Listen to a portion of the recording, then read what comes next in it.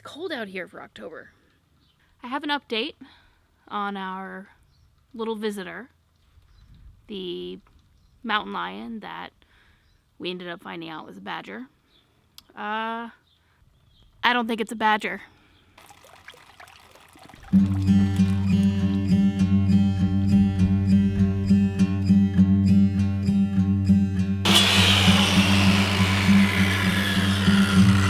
Oh my goodness, it ended up being a busy weekend. I was not prepared for the little brush with winter that we're having. We knew snow was coming because we like to closely monitor the weather this time of year, or any time of year, because we live in the Midwest. So who knows? It's like summer one day, then spring, then winter, then sometimes summer again, fall, and we are currently in winter. In October, even though that's not the season. And next week, I think we're supposed to be back into fall temps, like 60s. It's in the 30s right now. Feels much worse when you're coming out of like the harsh heat of summer. But you know, that's why we wanted to get the roof on the duck house this weekend, which that took a lot longer than I expected. Actually, the whole duck house project is taking a lot longer in general. Eric works more than full time, and I've been working quite a bit as well. And this weekend, we really had to set out and spend some time getting the roof on the duck house before the snow came. We've been using a tarp, but it hasn't really been keeping the elements out of the enclosure. So getting the roof on was like top priority, and we really, with the plans that we had for the rest of the weekend with other projects and with Eric's work schedule, we knew that we had to get it done Friday night. I thought this was going to take like 2 hours, but it did not, and it ended up going into the actual night. We were able to get it on, but you know, for us right now, with our work schedules and everything going on here, we really have to plan everything out, and that's my job. And I haven't been doing a very good job of it because we just have a lot of projects that are kind of going undone. That is my priority going into November because we really have to make the most of November. In 2018, we had a beautiful garden and it was well maintained, and we had just excellent production that year because we made the time for it. And this year we did not make the time for it. In turn, this is what the garden has looked like by this time, and well, it's looked like this for the past couple of months. But I remembered the other day that I planted sweet potatoes and I forgot about them. And I can see here that the leaves are still green and intact. We've had quite a bit of winter weather here, but I just thought I'd come out here and see, like, maybe I could dig up a sweet potato right now. I don't know. Let's find out. Okay. This mailbox is where we keep, like, just quick garden tools, but it's frozen. Not my favorite. Huh.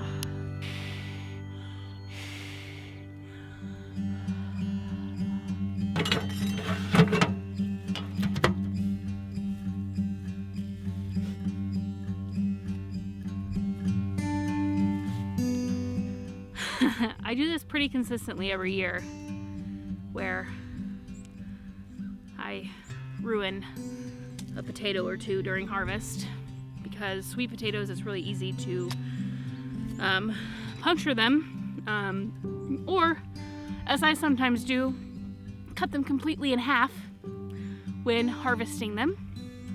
So you just have to be really careful about harvesting, and I am like not an expert on roots like this. I am much more above the ground flowering type vegetable grower, so things like potatoes have always been difficult for me to grow, even though some people say they're the easiest thing.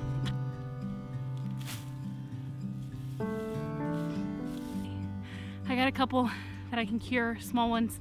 There's more in there, but I'm cold, so I think I might wait. The leaves haven't completely died back yet, despite multiple frosts, but I know they're ready to go, but I can probably still wait until next week when the ground is thawed out a little bit from our third or fourth fall.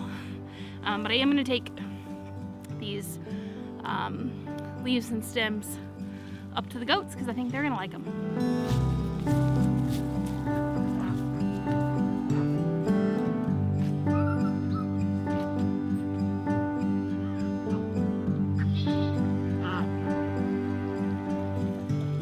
Got the electric temporary fencing set up for the goats, and that is our plan for grazing them.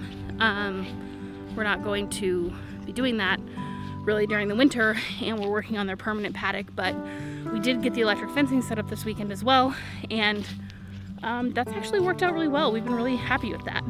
So we've had some rain and snow the past few days here at the farm. There's definitely some moisture. So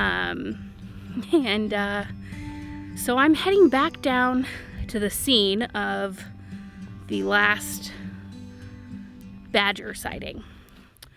If you didn't watch my last video about our trail camera catching this mysterious figure on our property that we thought was a mountain lion, I urge you to go back and watch that video before you watch this update.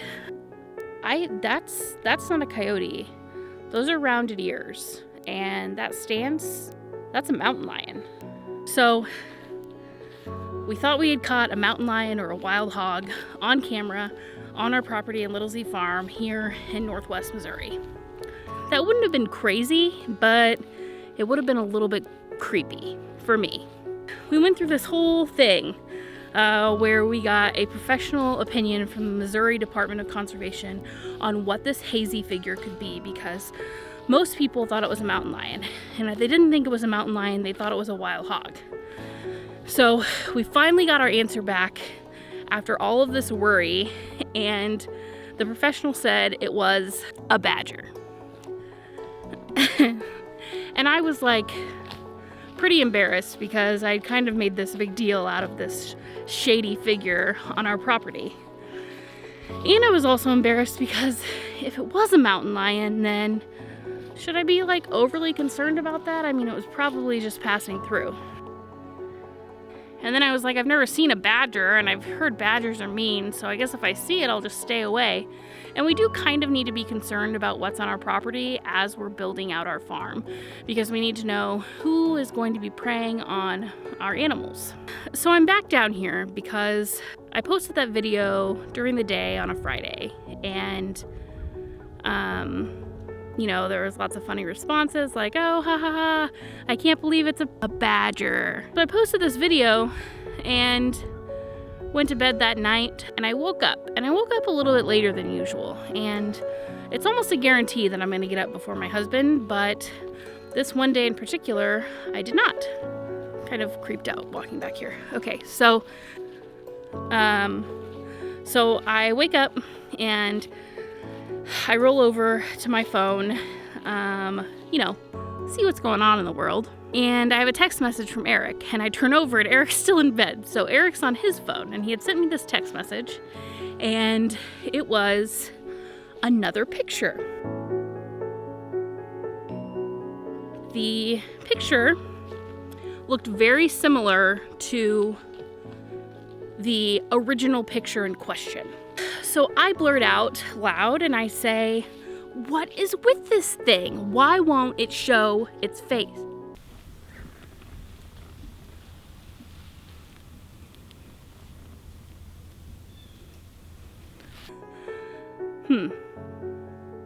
I wonder if that noise was caught on camera. Okay. I say, "Why won't it show its face?" And he goes, "Oh wait, there's another photo." So I'm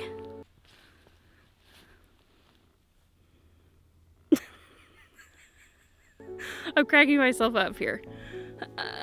Okay.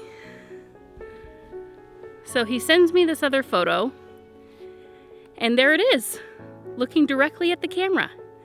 What he had sent me before was the butt of the animal. And I think that's what we might have been seeing in the previous photo, or maybe its head was down a little bit. But he sent me that photo. He sent me the photo of it looking directly at the camera, and then he sent me this photo of it even farther out of frame.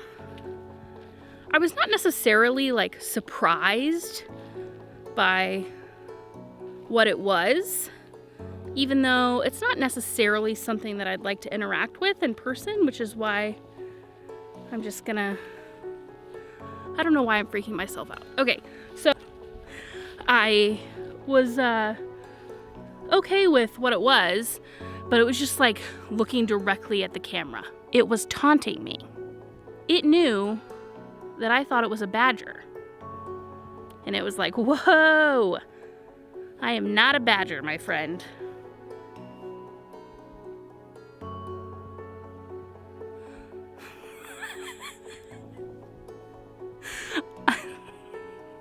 Are you ever just out in like the silence of nature and any noise could be slightly terrifying even in the middle of the day? No? The snow is melting here, and so like there's a lot of like dropping rain noises and the like electronics of my camera making some noises. That's just like, I'm not here for it. Kind of funny, when I was down here the other day and I'd found out it was a badger, I was like, whatever. I'd drop kick a badger if I had to. That could still be a badger. There could still be a badger here, but I just thought the pictures looked really similar. And I was like, I think this is what was tricking us all along. And it's not a mountain lion, and it's not a wild pig. It's a bobcat. I mentioned in my previous video that I know there's a bobcat that lives here. Our friend that hunts on this property, he saw a bobcat once while he was out hunting, and it just walked right past where he was. It didn't see him. And bobcats are kind of elusive. They don't like people. They're not really a threat to people. And I think that's mostly because they don't like them. They don't want to be around them. And so I shouldn't really be freaked out about a bobcat. But you know, it's a feline. It's a carnivore. And I'm not afraid of a bobcat, but I don't necessarily want to interact with it. I'd like us to just have our separate spaces. I messaged my friend at the MDC and I said, hey, I think it wasn't a badger. Here's our friend, the bobcat. We talked a little bit about how, you know, he would live alone except during mating season. And so it's not like we have a pack of bobcats living here. This would be a singular bobcat, unless he's looking for the one. We just have to think about, you know, if we're comfortable with him living here, and what sort of concern it poses for our animals here on the property. And we have ducks and chickens and goats, but we will be expanding sooner rather than later. I wanted to know, is that going to be a problem? And she said if a bobcat has access to rabbits, then, you know, he's probably not going to go after your animals. You know, she was more concerned about the coyote activity that we have on our property, which is pretty big. The coyotes here, they are brazen. They come up to the property in the middle of the day. You know, I knew coyotes are a threat to the animals, but I've always kind of thought with our livestock guardian dog, Walter, that, you know, they don't like him. So we're going to be kind of safe when it comes to coyotes. But what she let me know is that coyotes will fake being injured to lure a dog back to the pack so that the pack can ultimately kill him. And I'm not like super concerned about this with our 140-pound dog, but Walter is a lover. This is the same dog that calls out when the cats catch a mouse and will come and get us because he wants us to save the mouse from the cat. I love this dog, sweetheart. So maybe I do need to be a little bit concerned about the coyotes. For now, I don't think we're gonna run the bobcat out. He's been here for several years that we know of, and I don't think he's ultimately doing any harm. As we expand our farm, we'll kind of have to make a consideration. In the meantime, I'll keep you updated on what we catch on the trail camera, and I think we should name the bobcat. If you have any names for this elusive figure that we discovered was not a mountain lion, not a wild hog, probably not a badger, let me know.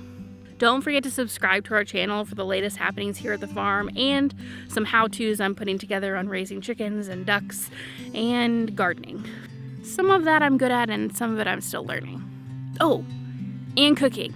I am going to do a few cooking videos every now and then, as it makes sense. If you have any ideas on what we should name our bobcat here at Little Z Farm, comment below. Thanks for watching, and I'll talk to you next time.